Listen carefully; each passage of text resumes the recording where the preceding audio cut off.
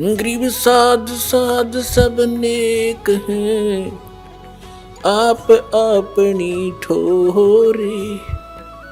जो सतलोक ले जाएंगे वो साधु कोई और।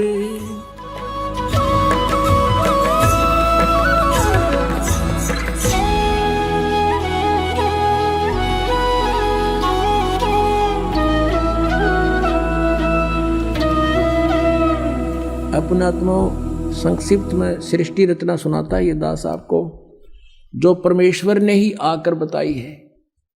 अभी आपने सुना था कि धर्मदास ये जग बोराना और कोई ना जाने पद निर्वाणा, यही कारण मैं कथा पसारा, सबसे कहिए एक राम न्यारा। और यही ज्ञान जग जीव सुनाओ, सब जीवों का भ्रम नसाओ। भ्रम गए जग वेद पुराना, और आदि राम का किसी ने भेद नहीं जाना। अब मैं तुमसे कहूँ चिताई, तिन देवन की उत्पत्ति बाई। ज्ञानी सुने सो हृदय लगाई, और मूर्ख सुने तो समझ में नहीं आई, गम नहीं पाई। माँ अष्टंगी पिता निरंजन, ये जमदारुण वंशन अंजन। पहले की निरंजन राई, पीछे से माया उपजाई। माया रूप देखती शोभा, देव निरंजन तन मन लोभा। धर्मराय की ने भोग विलासा, माया को रही तबासा। यानी ये प्रेग्नेंट होगी दुर्गा। और 3 पुत्र अष्टंगी जाए, ब्रह्मा विष्णु शिव नाम धराए। और 3 देव विस्तार चलावे, इनमें यू जग धोखा खावे। इस काल के इस ढमढमे को, इस काल को श्राप लगा हुआ 1 लाख जीव खाने का। और उसके लिए इसने अपने 3 पुत्र पैदा किए दुर्गा से। इनको अचेत कर दिया, इनको खुद स्वयं नहीं मालूम हमारा पिता कौन है। और उसने इनको एक एक गुण युक्त कर दिया। ब्रह्मा को रजगुण से परिपूर्ण कर दिया, विष्णु जी को सतगुण से, और शंकर जी को तमोगुण से परिपूर्ण कर दिया।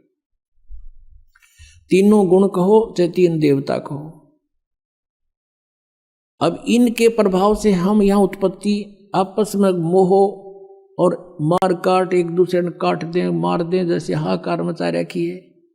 हिंदू मुसलमान का झगड़ा, हिंदू हिंदू का झगड़ा, कि मुसलमान मुसलमान का दुश्मन, राजाओं की लड़ाई, कि फ्लड आ गया, कहीं पर एक्सीडेंट दुर्घटना में इसने कति बुच्चड़ खाना बना रखा है 21 ब्रह्मांड।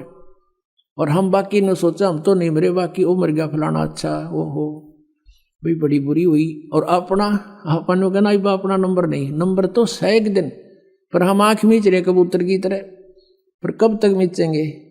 तो इस ज्ञान से फिर हमारी आँख भी खुलेंगी, और हमें वो भगवान मिल जाएगा जो इससे आउट कर देगा। ये हमें नहीं मार सकता फिर किसी सूरत में भी। अगर यहाँ भी तुम जीना चाहते हो सुख से, तो इस मालिक की शरण में रहना पड़ेगा, ताकि वो कसाई खावे को ना अपना। तो वो परमात्मा कबीर देव है, कबीर साहब है, यहाँ हाहाकार मचा रहा है। किसका उद्देश्य ये कि इनको सबको यहाँ दुर्गति करूं, ये भगवान की भक्ति ना कर सके, ऐसी स्थिति का शरीर दे दिया हमारे को। इसमें कभी बीपी हाई हो रहा, कभी लो हो गया, कदे जाड़ बढ़वानी, कदे आँख बढ़वानी, कभी कुछ हो रहा है, कदे कुछ एलर्जी होगी, फलाना हो गया। सारा ब्रान माटी इस जीव की, और इस पेट के लिए सारा लगे रहो। परमात्मा की तरफ जानना ना जाओ, और यदि कोशिश करें परमात्मा की तरफ तो उल्टा ज्ञान ग्रहण करा दिया सबसे। अब डोए जाओ डले रहना काल के जाल में। तो उस परमेश्वर ने दया करी हमारे ऊपर के मेरे बच्चे दुखी हो गए। सतलोक में रहा करते थे, वहां कोई इनको दुख नहीं था। अपने के लिए अपना ही दुखी होता है, और उसके लिए वो परमात्मा हमारे लिए भटक रहे हैं। हमने वहां गलती की थी। अब 10 मिनट में एक वर्बली आपको सृष्टि रचना सुनाएंगे। पुणात्माओं, आप बुद्धिमान हो, अब कोई बालक नहीं, बहुत बुद्धिमान व्यक्ति हो गया है मानव इस कलियुग के अंदर। ये भी देन परमात्मा की है। तो आप जी ने बहुत गहराई से सोचना पड़ेगा इस दास का उद्देश्य क्या है, और परमात्मा सतलोक से चल के इस गंदे लोक में क्यों आया, क्या आवश्यकता थी उनको। क्योंकि वो हमारा पिता है। हमारे साथ यहाँ धोखा करके हमें रोक रखा इस काल ने, और अपने के लिए अपना ही दुखी होया करे।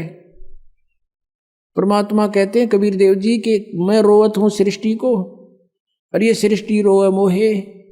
और गरीबदास जी जिसको परमात्मा मिले थे आकर, आदरणीय गरीबदास साहिब जी को, वो कहते हैं जैसे तुलसीदास जी ने रामायण को लाखों वर्ष के बाद एज इट इज लिख दिया लोकोक्तियों के माध्यम से, चौपाइयों के माध्यम से, ऐसे ही आदरणीय गरीबदास साहिब जी की दिव्य दृष्टि खोल दी भगवान ने, सतलोक दिखा गए, सचखंड दिखा गए, छोड़ दिया। उसने परमात्मा की जो महिमा अपनी वाणी में बोली है, क्या बताई है? कबीर साहब कहते हैं मैं रोवत हूँ सृष्टि को और सृष्टि रो मोहे। और गरीबदास इस वियोग को समझ नहीं सकता कोई कि मैं तुम्हें खोज रहा हूँ कि और तुम्हें बताना चाहता हूँ आई एम गॉड, मैं परमात्मा हूँ, मैं तुम्हारा पिता हूँ, तुम मेरे बच्चे हो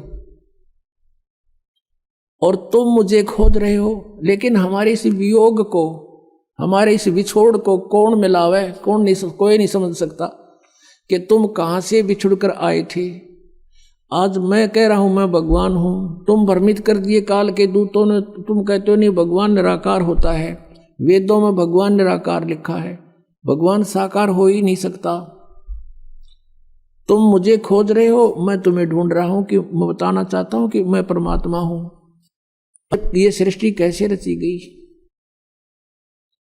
परमात्मा समर्थ है। सबसे पहले केवल परमात्मा थे, उन्होंने अपनी वचन शक्ति से ये परमात्मा पहले अकेले लोक को स्थापित करके, उसमें उत्पन्न करके, प्रकट करके अकेले लोक में रहते थे। वहाँ केवल अकेले भगवान ही रहते हैं, वो परमेश्वर की राजधानी है, उसमें दूसरा कोई नहीं जा सकता। उसके बाद अकेले लोक के बाद परमात्मा ने अपने नीचे के 3 लोक और उत्पन्न किए। अगम लोक, उससे नेक्स्ट अलख लोक और उससे नेक्स्ट चौथे नंबर का सतलोक। और नीचे से हम गिनेंगे तो प्रथम सतलोक, दूसरा अलखलोक और तीसरा अगम और चौथा वो अकेलोक। जैसे अभी आपने ऋग्वेद मंडल नंबर 9 सूक्त 96 के मंत्र 19 में पढ़ा कि वो तुरियम धाम, वो चौथा धाम है, वो अकेलोक है, समुद्र की तरह है, यानी समुद्र सभी जलों का स्रोत होता है, ऐसे वो परमात्मा का जो अकेलोक है सभी का स्रोत है। वो उसी परमेश्वर ने फिर 4 अन्य रूप धारण किए। एक रूप में वो अगम लोक में आके अगम पुरुष नाम से विराजमान हुए और अलख लोक में आकर के अलख पुरुष और सतलोक में आकर के वो सतपुरुष नाम से, यानी उपमात्मक नाम है उस परमात्मा की, उपाधि के नाम है ये। उनका रियल नाम कबीर देव है, वो कबीर साहब। जैसे कुरान में अल्लाह अकबर कहते हैं, अल्लाह कबीर, अल्लाह अकबीर, अकबर, अकबर कहने लगे उसको अकबर, वो कबीर है। कबीरन खबीरन ये कुरान शरीफ में लिखा है, वो कबीर देव यानी उस पूर्ण परमात्मा का नाम है। तो सतलोक में परमात्मा ने, अच्छा, तीनों चारों लोकों में जहां भगवान अपने अन्य रूप बनाकर रहता है, इनने अपने अपने रूप की शोभा भी इनका अलग अलग बनाई है। जैसे एक सतलोक में परमात्मा के एक रोमकूप का प्रकाश, एक रोमकूप यानी मनुष्य सदृश है परमात्मा, हमारे जैसा ही। गरीबदास साहिब ने कहा कि हमरे ही उनिहार है, हमारा सृजनहार है, हमारा भगवान हमें बनाने वाला हमारे जैसा है।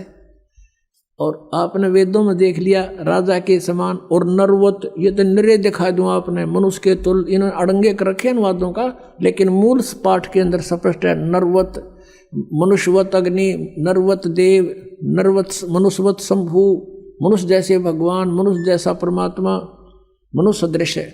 और पवित्र बाइबल में लिखा है, सृष्टि ग्रंथ में प्रथम अध्याय के 26वीं आयत में श्लोक में उसमें लिखा है कि परमात्मा ने कहा अब मनुष्य को उत्पन्न करूंगा और मनुष्य को अपने रूप में बनाऊंगा। परमात्मा ने मनुष्य को अपने स्वरूप के अनुसार उत्पन्न किया।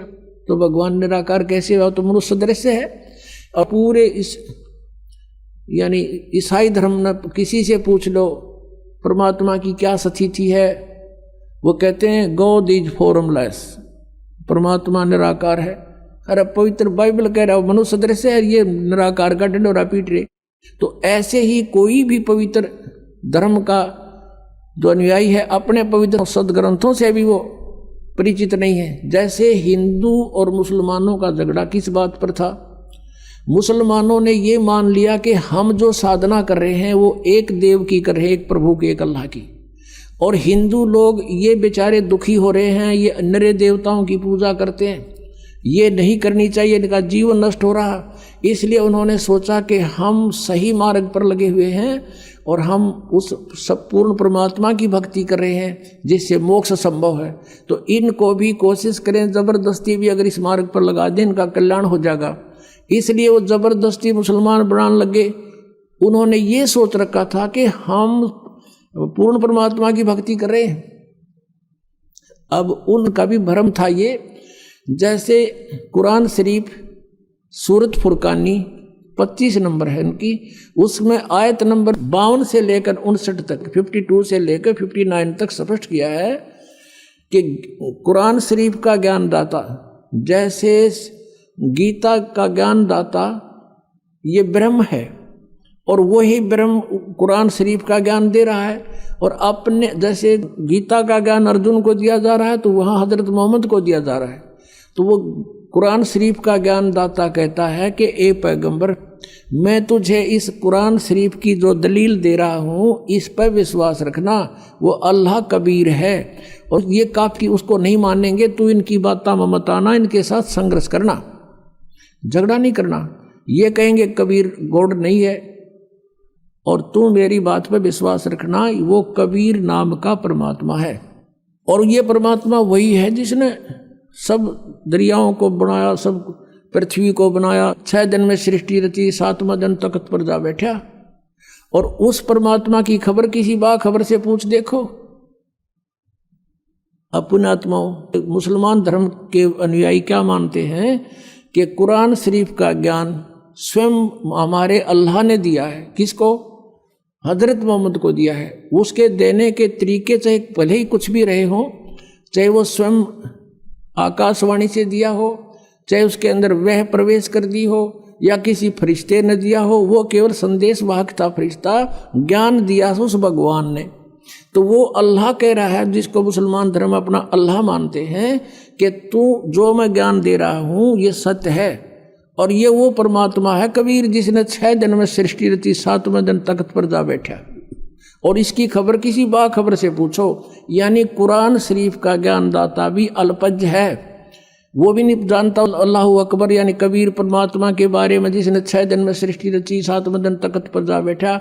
उसकी जानकारी तो तत्वदर्शी संत बताओगे, बाखबर, उनसे पूछो। तो इससे सिद्ध हो गया कि ये भी इनकम्प्लीट गॉड की साधना कर रहे थे, अधूरे परमात्मा की। तो और ये इसी आधार से कहा करते थे कि तुम काफिर हो, तुम भगवान को ना पूछकर सब देवताओं की पूजा करते हो। आज उनकी सतीथि भी वहीं पर खड़े हैं, ये काल की पूजा कर रहे थे। अब आपको थोड़ा कुरान शरीफ दिखाना पड़ेगा, क्योंकि ये ऐसा जटिल बना दिया इस काल ने। हम भिन्न भिन्न बना दिए, हिंदू अलग बना दिए, मुसलमान न्यारे, सिख अलग से, ईसाई अलग से, ताकि ये लड़ते रहें आपस में। सच्चाई सामने आएगी तो ये फिर झगड़ा करेंगे, ऐसा नहीं है, झूठ बोलता, लेकिन ये वो गुंजाइश नहीं रहेगी। ये इंटरनेट और ये सब वेबसाइट और ये प्रोजेक्टर, ये मोबाइल, ये सब साधना पर, ये सब जो आज तकनीक दी है, ये गॉड कबीर ने दी है। यहाँ का तो भगवान भी ना बना सकता है इन ऐसे कंप्यूटरों को। आज से लाखों वर्ष इतिहास देख लो पिछला। महाभारत का आप कथा सुनते हो, एक रेडू में 6 खच्चर जोड़ गए और घिस्से अंडा करते। क्या वो आदमी नहीं थे, वो नहीं बना सके थे इसको जब आवश्यकता नहीं थी। यानी एक बैलगाड़ी जिसको आज 2 बैल खींच सकते हैं, उस समय 6 टट्टू जोड़ा करते उसमें, ये खच्चर घोड़े, और उसको बड़ा वाहन मानते थे, क्योंकि वो कितना होगा जंगलों में करने घसीट के ले जाना पड़ता था, सड़क भी ना बनाया करते ये। तो कहने का भाव ये है कि ये टेक्निक भगवान ने दी है, इसलिए दी है कि अब ये बच्चे मुझे पहचान लेंगे। आज कुछ ऐसे आधुनिक इंस्ट्रूमेंट बना दिए भगवान ने, जिससे भगवान की लीला को समझने में आसानी हो रही है। एक छोटी सी चिप है इतनी की, और उसके अंदर कितना मैटर आ जाता है गिनती नहीं होती। इसलिए परमात्मा को समझना बहुत आसान है। जैसे हम एक यहाँ पर बैठा हुआ व्यक्ति फैक्स कर देता है और कहीं निकाल लो उस मैटर ने एज इट इज, कोई तार नहीं बीच में, तो ऐसे ही परमात्मा हम सब कर्मों का हमारे अंतःकरण के अंदर हमारे शरीर में एक ऐसा इंस्ट्रूमेंट लगा रखा है जिसमें वो असंख्य जन्मों के आपके संस्कार डिपॉजिट हैं कोड वर्डों में, और एक कॉपी भगवान के पास है। और उसने परमात्मा ने कोई जरूरत को नहीं आपके पीछे पीछे घूमने की, इंस्ट्रूमेंट लगा दिए, जो करोगे उसमें लिखा पाओगा और वहाँ देख लेगा, काजा उड़े ऑन कर देगा, आपकी ये चल पड़ेगी सीडी। आपसे पूछने की आवश्यकता नहीं भगवान ने, या तो 6 गवाह चाहिए एक दोषी को करार करने के लिए, वह आवश्यकता नहीं है। कितना दयालु है भगवान आपके ऊपर, वो कितने रजा है आपके ऊपर परमात्मा कबीर देव की। आप अन्य संतों के सत्संगों में जाते थे, ये इधर जय गुरुदेव एक पंथ चल रहा है मथुरा में, वो भी राधा स्वामी की ब्रांच समझ लो, 5 नामों पर गाटा जोड़ रखे है। वहाँ से आए हुए भगत बताते हैं कि वहाँ कह तो ज्ञान नहीं था, और हम उनको परम संत मान के श्रद्धालु वहाँ बैठे रहते थे। और जहाँ हम वो सत्संग करते थे, अपने आप एक टेंट लगाए जाते थे, आप पे बनाओ और आप पे खाओ, कितना पढ़ो कितना सो, नहाओ धो ना की तो व्यवस्था है, कुछ नहीं उनकी तरफ से व्यवस्था होती थी।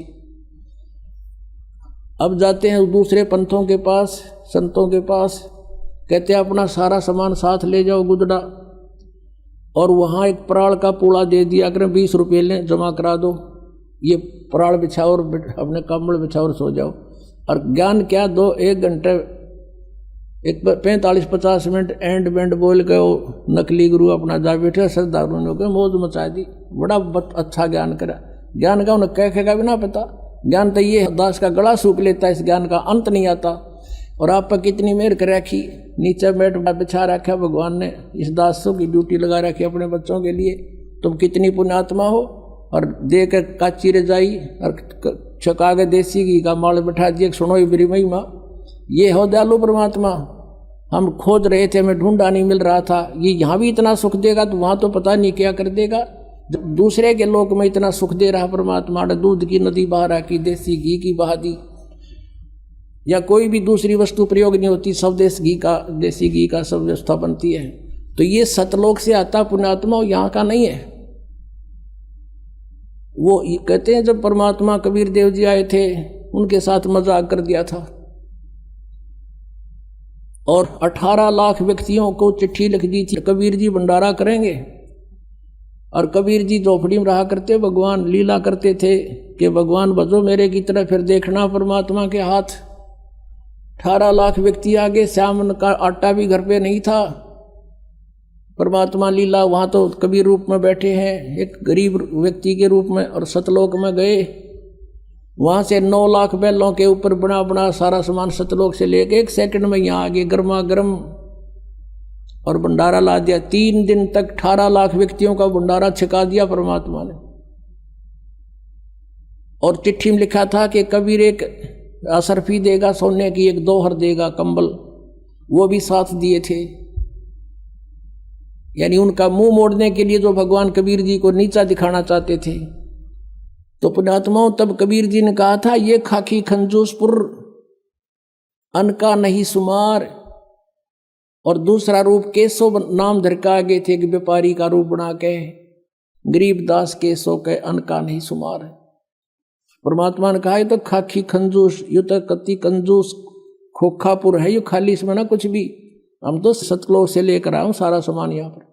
तो पुण्यात्मा आज वही है यहाँ पर। तो ये आज जो की जो व्यवस्था परमात्मा ने कर रखी, अपने पुण्यात्माओं को सुख दे रहे हैं, इनकी बुराई छुटवा रहे हैं, इनके आने वाली आपदाओं को समाप्त कर रहे हैं, और इनको धनी बना रहे हैं। फिर प्रेरणा करते हैं कि बच्चों दान करो, धर्म तो 10 का नहीं 10 के तीनों लोग, खैर आए तुम्हें खैर है, कीजिए आत्म पोख। तो फिर आपको पहले तो देते हैं, फिर कहते करे करावे साइया मन में लहर उठा, दादू सिर दर्जीव के आप बगल हो जा। एक व्यक्ति सब जगह दुखी हो लिया, और डॉक्टरों ने बोल दिया ऑपरेशन होगा और 1 लाख रुपए लगेंगे।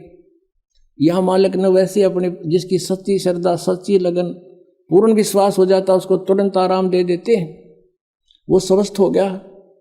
अब वो लाखों रुपये बचे, जान की झंझट था, बचूंगा कि ना बचूंगा, वो बचा। फिर प्रेरणा भी करते हैं कि कुछ पुण्य कर बेटा। तो इस तरह वो आज ये सदा व्रत चला रखा भगवान ने, इसमें जिसका भी जो सहयोग है उसको बहुत लाभ हो रहा है। तो अब कहने का भाव ये था कि आप जी को कितनी सुविधा दे करके भगवान कहता है मेरी महिमा सुनो बैठ कर ध्यान से।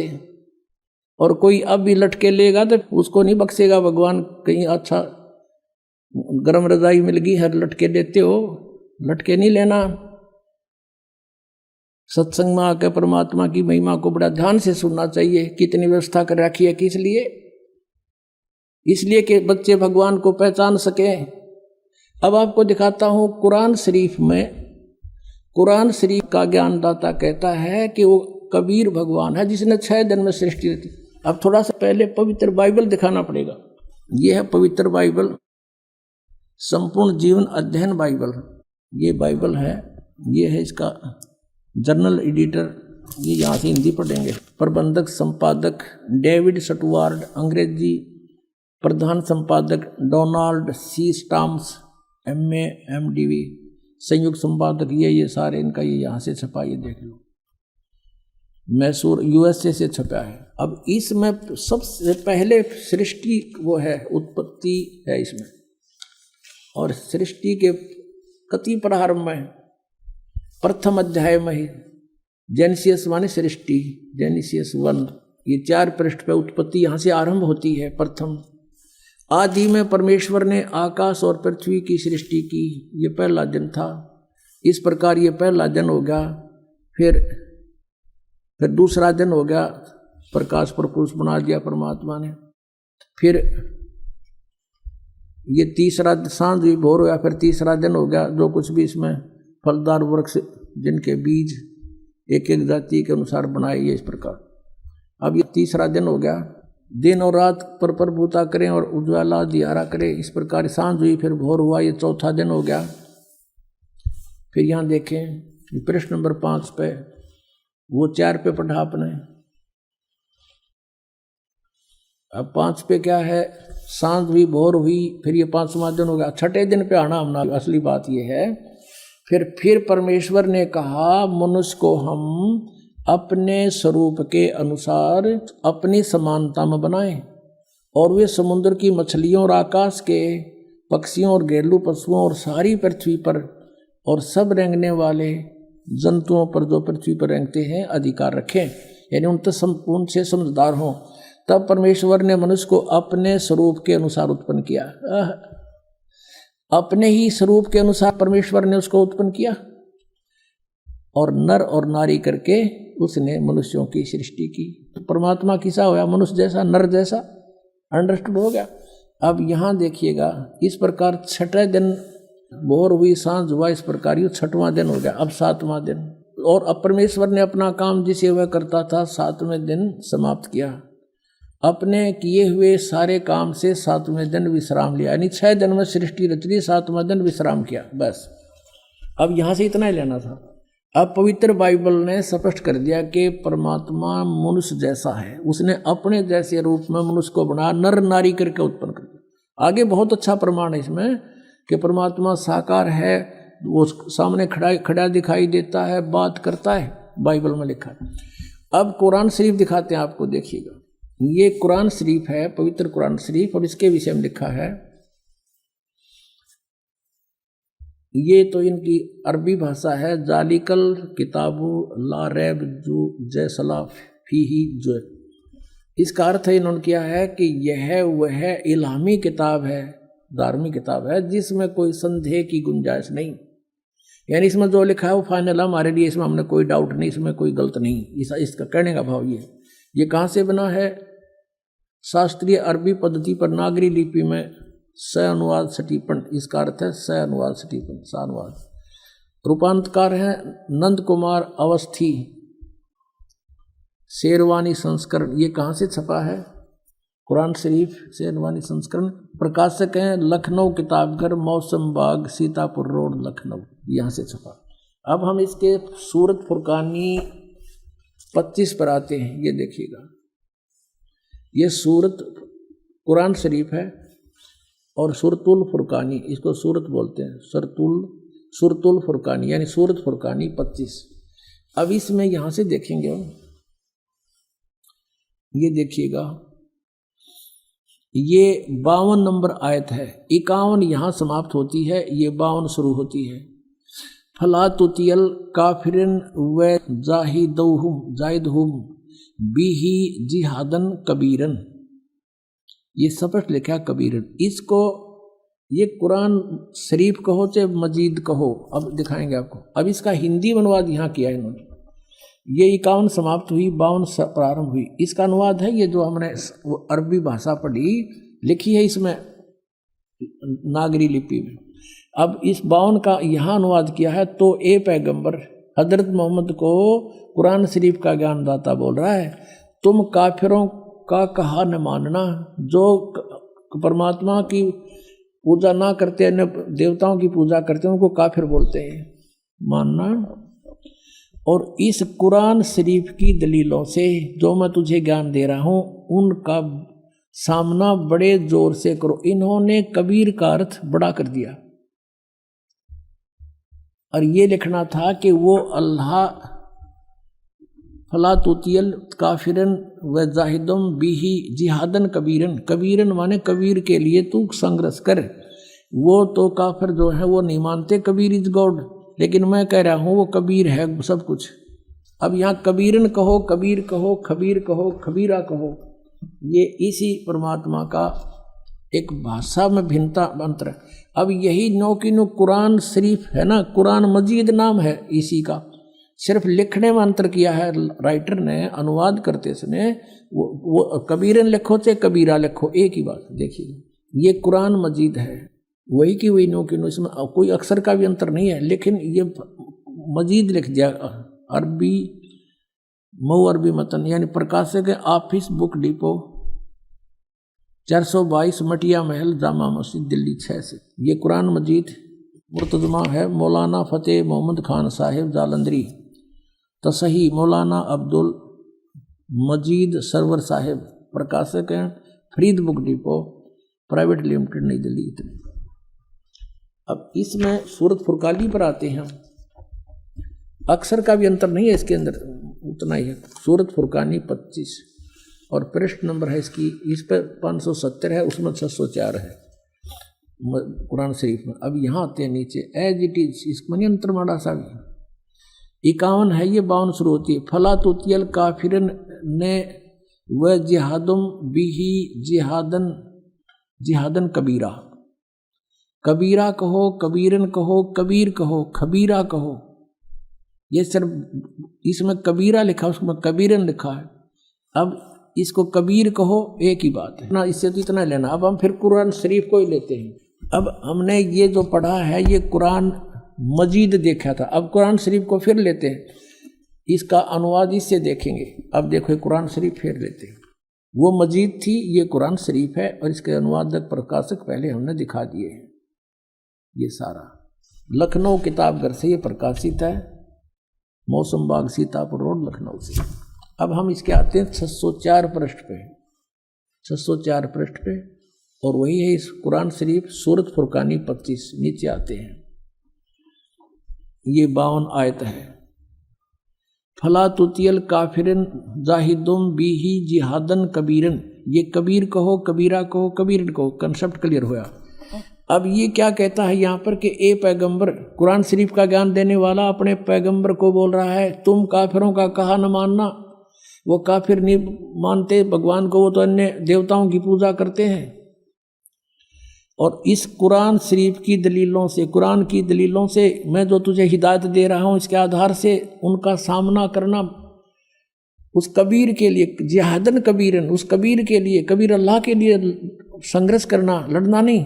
जिहाद का अर्थ लड़ना नहीं होता, संघर्ष करना, उनकी बातों में ना आना, सीधी सी बात है। अब देखो, अब हमने 52 का अर्थ पढ़ लिया। अब 607 पर सूरत फुरकानी 25,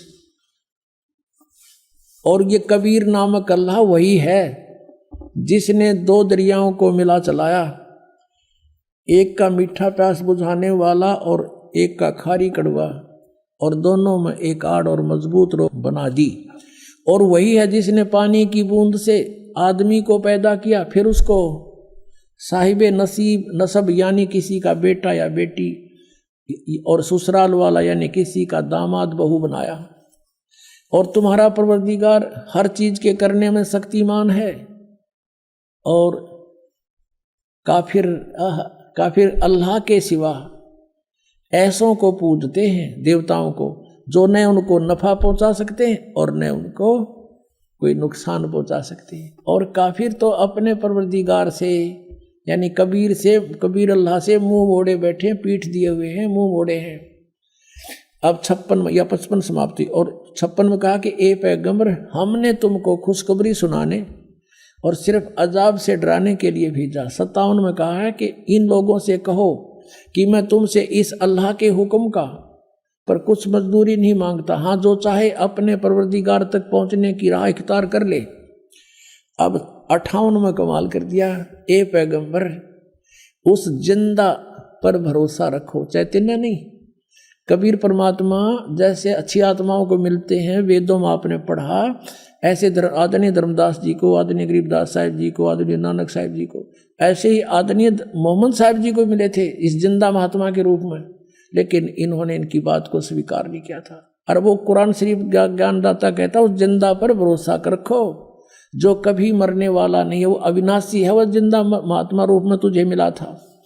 और तारीफ के साथ उसकी पाकी बयान करते रहो। यानी गीता ज्ञानदाता किसी और अल्लाह की पाकी बयान करने को कह रहा है, और अपने बंदों के गुनाहों से वो काफ़ी खबरदार है।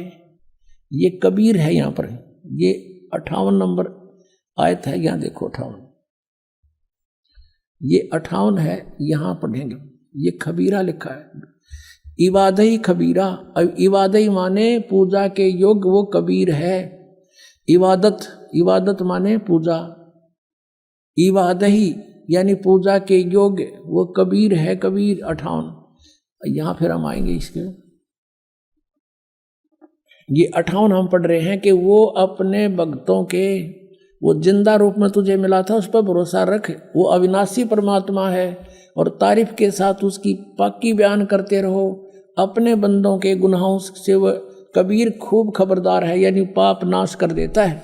वो कबीर खबरदार है। कबीर लिखना था, कबीर अल्लाह अकबर, जानता है सब कुछ।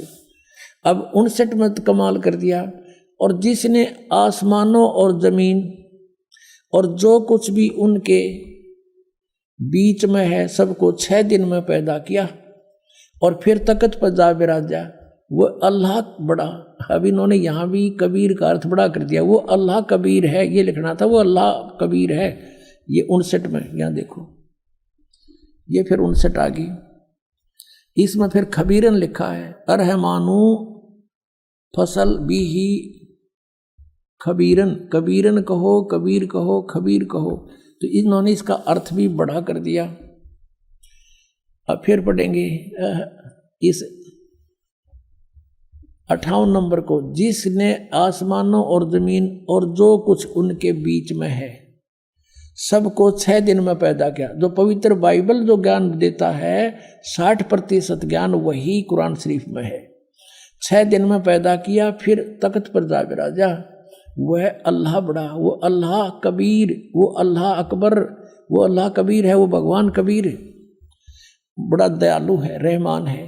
और उसकी खबर, उसकी जानकारी किसी बाखबर इल्म वाले यानी तत्वदर्शी संत से पूछ देखो।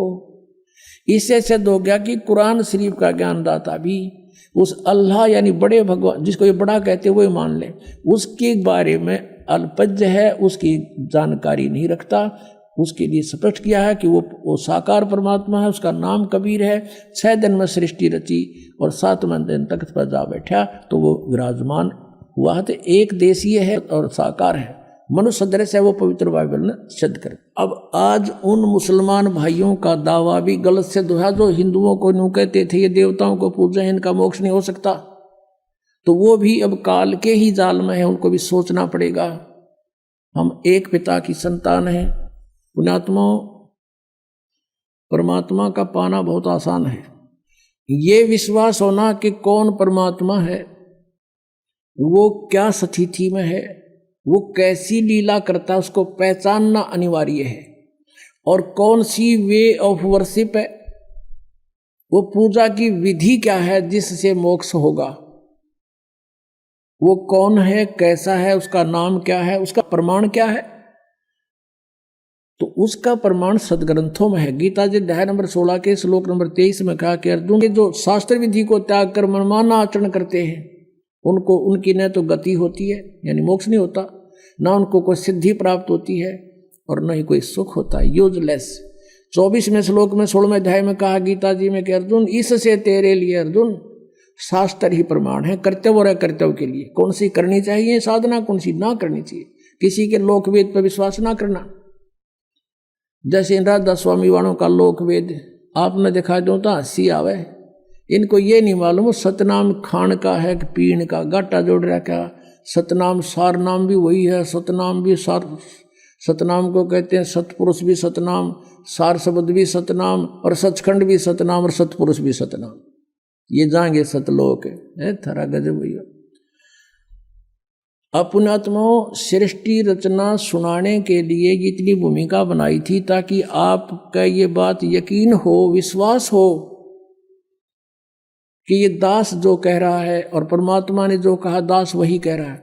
एक तो आपने इस तत्व ज्ञान को समझने के लिए जो इस आश्रम में आते हैं,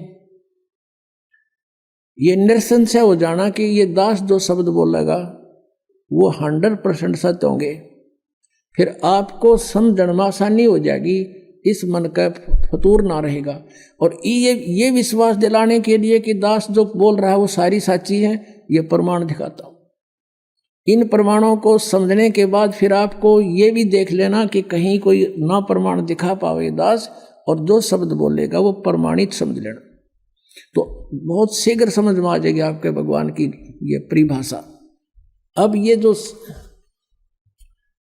सृष्टि रचना जो दास सुनाने चला था, अब बहुत शॉर्टकट में सुनाऊंगा, 5-4 मिनट में, समय अच्छा हो गया है।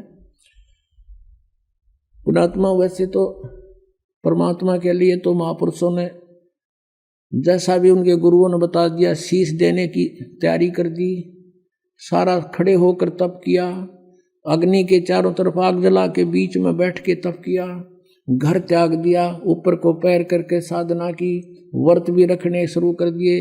जैसे जैनियों में देखो आप इतने घोर व्रत कराते हैं, उपवास रखवाते हैं, वो भी उनको मंजूर है, एकाधे की तो डेथ भी हो जाती है लेकिन फिर भी वापस नहीं हटते। तो परमात्मा पाने के लिए हमने समय निकालना चाहिए। और ये कथा परमात्मा की सत्यनारायण कथा है, इसको सुनने से भी आत्मा प्रबल होती है, इससे चार्ज होती है। कुछ पाप इस ज्ञान यज्ञ से नाश होते हैं जो दास आपको सुना रहा है। और पहले हम क्या करते थे, जैसे जब ये ज्ञान नहीं था, पहले VCR चाले थे और एक VCR का एक नाइट का 100 रुपये चार्ज होता था। 3 कैसेट लिया करते, 3-3 घंटे की फिल्म, और शाम ने चालू कर दिया करते 8 बजे, और चाय बनवाए जाते और पिए जाते हैं, और नवाक पाड़े देखे जाते। भाई पूरे 100 रुपये पूरे कराएंगे, तीनों फिल्म चलाएंगे, 9 घंटे चलाते, और लेना एक न देना दो, बकवाद सारी। और यहाँ परमात्मा की कथा अगर 10-20 मिनट पहले ज़्यादा भी हो जाए तो हौसले से कथा सुननी चाहिए भगवान की, क्योंकि ये अनमोल रतन आज तक किसी को प्राप्त नहीं हुआ। आप पर वर्षा करवाई भगवान ने। और पहले हम सांग देखने जाया करते गांव में बैठ जाते, वो बकवाद करें जाते, और हम रेत में बैठ जाते जहाँ गधे भी ना बैठे, और सुबह देखा करते ना यहाँ बैठे थे काल रात ने तेरे की, तो दिन में जब देखा भी ना जा उस रेत में बैठे थे और बकवाद सुना करते थे। और यहाँ सारी सुविधा दी भगवान ने अपने बच्चों को, और ये ज्ञान सुना रहे हैं आप। आपकी किस्मत का अंदाजा नहीं लगा सकते कितने पुण्य हैं आपके। लख भर सूरा जो जी लख भर सामद दे, लख भर यती जहान में जबकि तो सतगुरु शरणा ले। बहुत पुण्यकर्मी युगों युगों के तुम रहे हो। आज आपको यहाँ कोई भी कारण बना के चे दुखी करके चे सुखी करके लाए हैं भगवान। आप रहम किया उसने, आपके लिए जो दुख तुम्हें यहाँ लेकर आया वो दुख भी आपके लिए वरदान होगा कि इसके कारण आपको भगवान मिल गया। और दुख तो इसके दरबार में रहना ही को नहीं। जब विश्वास आपके दृढ़ हो गया था तो सतलोक के अंदर परमात्मा ने एक शब्द में 16 द्वीप उत्पन्न किए, फिर 16 वचनों से एक एक पुत्र की उत्पत्ति की।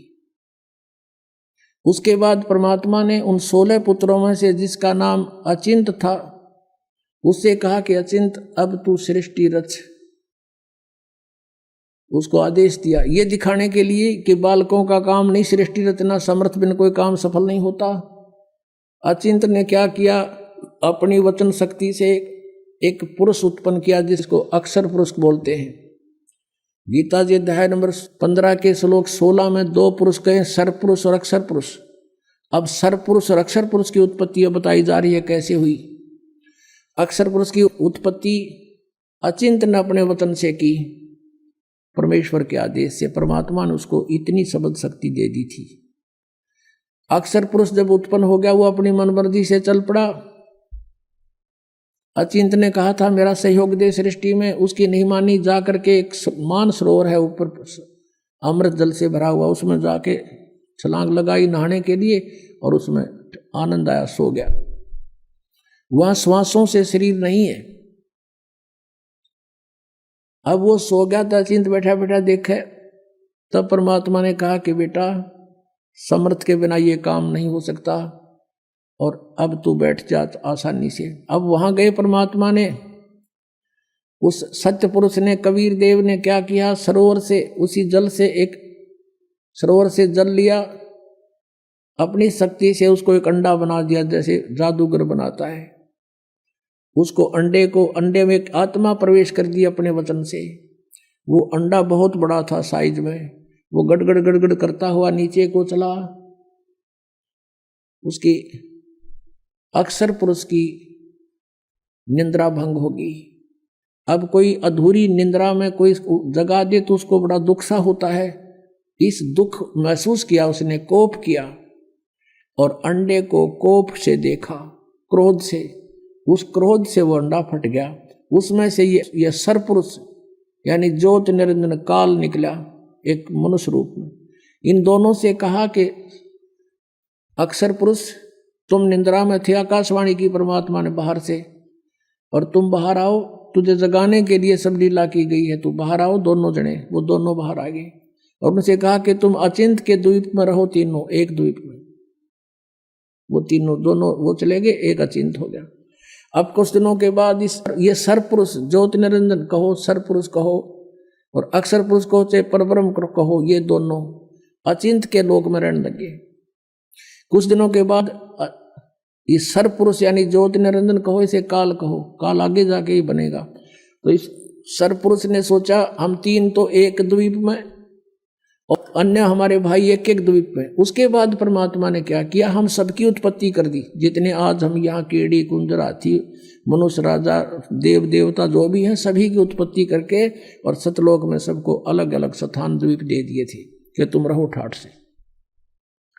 तो इसको ये चिंता होगी, दुख हुआ, ईर्षा हुई कि हम तो तीनों एक लोक में, सारे सब अब अपने अलग अलग स्वतंत्र रह रहे हैं। तो इसने तप करना शुरू किया।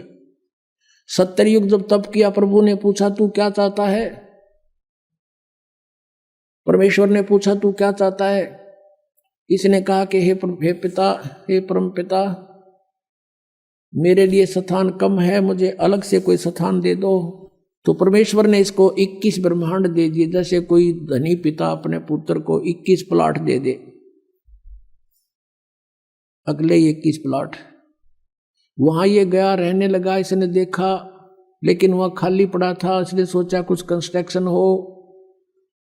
इसने 70 युग तब फिर किया। हम कैसे फंसे यहाँ पर, इस काल के साथ कैसे आ गए यहाँ इतने गंदे लोक में। हमने वहां पर गलती की थी। हमारे पिता ने हमारे को सब सुविधाएं दे रखी थी, कोई असुविधा नहीं थी किसी प्रकार की भी। हम अजर अमर थे, हम सदा युवा रहते थे, हमारे परिवार थे वहां पर, पूरे ग्रुप के ग्रुप, परिवार के परिवार थे। सतलोक में सृष्टि है ऐसी ही है, लेकिन वहाँ के हंस आत्मा है, वहाँ मृत्यु नहीं होती, बुढ़ापा नहीं होता, सदाबहार वृक्ष रहते हैं, कोई राग द्वेष नहीं, कोई भाई बंटवारा नहीं। और ये राधा स्वामी वाले जितने भी है सब कहते हैं सतलोक में तो प्रकाश ही प्रकाश है, और वहाँ आत्मा परमात्मा में ऐसे मिल जाती है जैसे बूंद समुद्र में। अरे कोई डूब का मरना है, वहाँ पर ढूंढ रहे हैं भगवान को, परमात्मा को तलाश करें, उसके दर्शन करेंगे, बैठेंगे, बतलावाएंगे, अपना दुख रोवाएंगे, हैं देख देख कर खुश होवाएंगे। इनको भगवान निराकार है, प्रकाश ही प्रकाश है, और आत्मा उसमें ऐसे मिल जाती है जैसे बूंद समुद्र में। ये तो एक डूब का मरने वाली बात होगी, है किसी में मत चलो, कहोगे चलो समुद्र में डूब मरो भगवान मिलेगा, लो अभी ना जाओ। तो ये मूर्ख बना रखे हमने, उन नहीं पता है ना सतलोक का बेरा, इन जाने वालों ने पता है उड़ा जाना उड़ा कुछ है को नहीं है। तो बात बात वो बनाओ सुन लेते हैं श्रद्धालु। तो वहाँ पर सृष्टि है, एज इट इज है, भगवान मनुष्य दृश्य है, उसके एक रोमकूप में करोड़ सूर्य मिला दे, करोड़ चंद्रमा, इतनी रोशनी उस मालिक के वहाँ के रूप में। वहाँ से वो हल्के तेज पुंज का रूप बनाकर सरल करके यहाँ आता है। वेद भी बता रहे हैं, और ये 600 साल पहले परमात्मा ने अपनी महिमा आप बता रखी है कबीर वाणी में। तो वहाँ से वो परमात्मा ने आके खुद बता। तो हम अपने भगवान को छोड़ के, जिसने हमारे को सारा सुख दे रखा था, हम इस पर आसक्त हो गए। यूं खड़ा होगा तब कर रहा था, और यूं देखो देखो हो इतने वर्ष खड़ा रहा, हो बड़ा कमाल कर दिया। अब हमारे ये बीमारी वहाँ से लगी थी बुराई, जैसे अब है एक हीरो या हीरोइन, अभिनेता अभिनेत्री अपने पेट के लिए नाचा कूदी उछलम कूदम मेकअप करते, और हम उन पर आसक्त होते हैं। यहाँ एक बरुवाला में या हिसार में कोई एक्टर आ जा, नेता अभिनेता आ जाए, और देखो नौजवान लड़के और लड़कियों की लाइन लग जाएगी, हजारों की संख्या में इकट्ठे हो जाएंगे, और दूर तो देखेंगे वो खड़ा वो खड़ी, सारे दिन धक्के खा के नो के नो आ जाएंगे। बताओ वो खड़े तर वो खड़ी, तो उन्हें क्या मिल गया? वो अपने पेट के लिए भटक रहे हैं, और हम उनको देख आसक्त हो रहे हैं, और कहते हैं मेरा फेवरेट वो है ये हीरो, फेवरेट। इन फेवरेट न मार दिया हम, यू हमारा फेवरेट हीरो हो गया वहाँ पर सतलोक में। और परमात्मा ने आकाशवाणी की कि बच्चों तुम इसने ना देखो, मस्त रहो, भक्ति करो, चैन से रहो, इसका कर्म ठीक नहीं है। ये परमात्मा ने इसको मना किया था, पर इसने ये माना नहीं। और हमें भी मना किया था कि इसकी तरफ ना ध्यान दो, तुम मस्त रहो, लेकिन हम ऊपर से तो सावधान हो गए, पर अंदर से कसक नहीं गई, इसके प्रति कति फिट हो गया, आकर्षित हो गए, अंदर से कसक बन गई जबरदस्त। वो तो अंतर्यामी सारी जानते हैं। जब इसने दूसरी बार तप किया तब पूछा भी क्या मांगता है तू? 70 युग तप किया। तब इसने कहा प्रभु मुझे कुछ कंस्ट्रक्शन सामग्री दे दो ताकि मैं कुछ रचना रचूं। परमात्मा ने 5 तत्व और 3 गुण दे दिए कि ले बेटा खेल खिलौनों से। इसने सोचा भी ये भी बना लूंगा, लेकिन जीव नहीं है तो मैं करूंगा क्या, मुझे आत्मा भी चाहिए कि लेगा दिल नहीं लगे। तब इसने 64 युग तब फिर किया। तब प्रभु ने पूछा क्या मांगता है, बोल, तूने जो मांगा मैंने सब दे दिया। तब इसने कहा कि मुझे कुछ जीव दे दो, आत्मा दे दो प्रभु। अब परमेश्वर ने कहा कि भाई ये आत्मा नहीं दे सकता तुझे किसी भी सूरत में, हाँ तुझे और प्लाट चाहिए और दे दूंगा, ब्रह्मांड 5, 7, 10 चाहिए, ये नहीं दे सकता, क्योंकि ये मेरी आत्मा है, मेरे वचन से उत्पन्न हुई है, मेरी हृदय है, ये मेरी आत्मा है, ये नहीं दे सकता। लेकिन एक शर्त है, यदि कोई स्वयं तेरी स्वेच्छा से जाना चाहता है तो जा सकता है, जा पूछ ले। तो हमारे पास आया, जितने हम यहाँ फंसे हुए हैं, हमसे पूछा क्या मेरे साथ तुम चलोगे? अलग से मैंने तप करके अलग से राज्य प्राप्त किया है, वहाँ ऐसे रहेंगे, ऐसे देव बनाऊंगा, महादेव बनाऊंगा, हैं दूधों की नदी बहाऊंगा। अब वहाँ कोई कमी थी हमने, लेकिन बुद्धि भ्रष्ट होगी। हम बोले ठीक है पिताजी आज्ञा दे देंगे तो हम चल पड़ेंगे।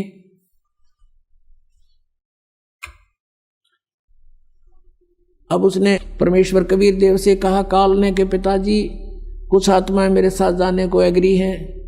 परमेश्वर ने कहा कि मेरे सामने स्वीकृति दिला दो। परमेश्वर आए वहां से स्वयं और हमारे पास आकर खड़े हो गए। परमेश्वर ने कहा कि बोलो भाई कौन जाना चाहता है इसके साथ, हाथ खड़ा करो। अब परमात्मा ने पहले तो हमें मना किया था कि इस पर आसक्त मत हो, हम शर्मिंदे हो गए, नीचे को मुंह कर लिया, कोई नहीं बोला, सन्नाटा छा गया। तब परमेश्वर ने कहा कह रहे तो आप तो कह रहे, तू तो कह रहा था ये बहुत कुछ मेरे साथ जाने वाले हैं, ये तो कोई बोलता ही नहीं, झूठ बोलता था तू। इतने में एक आत्मा ने सोचा कहीं बात ना बिगड़ जाए, हिम्मत सी करके खड़ा हो गया। खड़ा होकर कहा कि प्रभु मैं जाना चाहता हूं इसके साथ। अब पीछे फिर हमने सोचे कि ये अकेला लूट जा लूट, फिर तो हम देखा जैसे बच्चे स्कूल में एक हाथ खड़ा कर ले, सारे कर लिया अगर नो नो नो, तो हम सब खड़े हो गए और दोनों हाथ कर दिए, हम भी जाना चाहते, हम भी जाना चाहते। परमेश्वर ने कहा भाई ठीक है, मैंने इनके नंबर नोट कर लिए इन आत्माओं के, किस किस ने स्वीकृति दी है, और आप अपने लोक में जा, इनको मैं विधि से भेजूंगा, एज इट इज नहीं भेज सकता। तो क्या किया परमात्मा ने, हमें बीज रूप बनाया सूक्ष्म, और जिसने सबसे पहले काल के साथ आने की स्वीकृति दी थी उसको एक लड़की का रूप बना दिया, युवा लड़की, युवती, खूबसूरत लड़की बना दिया, जो आगे चल के दुर्गा कल आई।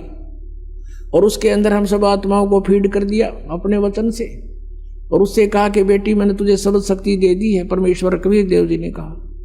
और जितने जीव ये ब्रह्म कहे, सरपुरुष कहे, उतने तो उत्पन्न कर देना, तेरे वचन में शक्ति दे दी, तू वचन से भी उत्पन्न कर सकती है। अपने पुत्र सहजदास से कहा कि पुत्र जा अपनी बहन को ज्योत निरंजन के पास छोड़ के आ, सरपुरुष के पास। उसके ब्रह्मांड, ये सभी ब्रह्मांड वहीं थे सतलोक के अंदर, ये वहां खड़ा था। सहजदास उस लड़की को लेकर गया, प्रकृति को, दुर्गा को, और वहां जाकर कहा कि ले पिताजी का आदेश है, ज्योति निरंजन जितनी भी आत्माओं ने तेरे साथ आने की स्वीकृति दी थी उन सबको इसके अंदर फीड कर दिया, भगवान ने भर दिया, और इसको वचन शक्ति दे दी है, जितने जीव तू कहेगा ये वचन से बना दिया करेगी। और ऐसा कहकर सहजदास वापस आ गया। अब ज्योति निरंजन ने देखा, ब्रह्म ने, सरपुरुष ने, युवा लड़की, अपनी आत्माओं, ये यहाँ बलात्कार और ये बकवादें जो हैं ये हमारे अंदर, इस मन वहीं से घर कर गई थी इस काल में, ये मन रूप में सबके अंदर विद्यमान हो गया, इसने ऐसा एलिमेंट छोड़ दिया हमारे अंदर, इसके अंदर ये दोष आ गया। एकांत में अकेली युवती को देखकर इसने उसके साथ जुल्म करना चाहा, लड़की भी भांप गई इसके इरादे को, और कहा कि ज्योति निरंजन बात सुन, तू मेरा बड़ा भाई, तू मेरे से पहले उत्पन्न हुआ, अंडे से परमात्मा का ही उत्पन्न किया हुआ है, और उसी से मेरा जन्म हुआ। तू मेरा बड़ा भाई, मैं तेरी छोटी बहन, बहन भाई का यो क्रम अच्छा नहीं होता, तू जुल्म ना करे। पिताजी ने मुझे शब्द शक्ति दे रखी है, वचन शक्ति, जितने जीव कहेगा मैं बना दूंगी। इसने एक नहीं सुनी, हद से आगे बढ़ गया। लड़की ने अपनी इज्जत सुरक्षा के लिए कुछ ना पाया तो उसने छोटा रूप बनाया, और इसने बकवाद के लिए मुंह खोल रखा था, मुंह के माध्यम से पेट में चली गई। वहां से परमेश्वर कबीर देव अपने पिता से पुकार की, भगवान मेरी रक्षा करो। परमात्मा ने कहा जोगजीत, सहजदास जाओ उसके पास, और परमेश्वर स्वयं आए अपने पुत्र का रूप बना के, और कहा ज्योति निरंजन तूने जुल्म कर दिया, ऐसे पवित्र लोक में जो ऐसी गलती करता उसको ये सजा है कि तू आज से काल कहागा, 1 लाख मानव शरीरधारी प्राणियों को नित खाया करेगा, 1.25 लाख उत्पन्न करेगा, आज से तेरा नाम काल होगा। लड़की को, दुर्गा को उसके पेट से निकाल दिया, और उन दोनों को 21 ब्रह्मांड समेत सतलोक से निष्कासित कर दिया। 16 शंख कोश की दूरी पर 21 ब्रह्मांड आकर रुक गए, और यहां फिर अपने मालिक की विधि अनुसार ये चक्कर काटने लगे। अब काल ने फिर सोचा कि अब मेरा कौन के बिगाड़ेगा, जो इन्होंने सजा देनी थी मुझे दे दी। दुर्गा के साथ फिर दुर्व्यवहार शुरू किया। इसने फिर प्रार्थना की कि ज्योति निरंजन, पहले तो तू मेरा बड़ा भाई, मैं तेरी छोटी बहन, दूसरे मैं तेरे पेट से बाहर आई हूं, तेरी बेटी होगी। यानी इसने अपनी इज्जत बचाने के लिए सब कुछ कह दिया, पर इसका कोई असर नहीं हुआ। परमात्मा ने देखना था कि ये कितना बकवाद कर सकता है, और लड़की को प्रजनन इंद्री भी अपनी तरफ से नहीं लगाई थी। इसने अपनी सिद्धि शक्ति से नाखूनों से प्रजनन इंद्री बनाई और दुर्गा के साथ विलास किया। 3 पुत्रों की उत्पत्ति की। बड़े का नाम ब्रह्मा, दूसरे का विष्णु, तीसरे का शिव हुआ। अब मैं तुमसे कहूँ चिताई, त्रिदेवन की उत्पत्ति भाई। ज्ञानी सुने सो हृदय लगाई, मूर्ख सुने तो गम ना पाई। माष्टंगी पिता निरंजन, ये जमदारुण वंशन अंजन। पहले कीन निरंजन राई, पीछे से माया उपजाई। माया रूप देख अति शोभा, देव निरंजन तन मन लोभा। निरंजन कीने भोग विलासा, माया को रही तब आशा। 3 पुत्र अष्टंगी जाए, ब्रह्मा विष्णु शिव नाम धराए। 3 देव विस्तार चलावे, इनमें यो जग धोखा खावे। 3 गुणों की भक्ति में ये भूल पड़ो संसार, कह कबीर निज नाम बिना कैसे उतरो पार। 3 देव की जो करते भक्ति, उनकी कदे ना होए मुक्ति। बोलो सतगुरुदेव।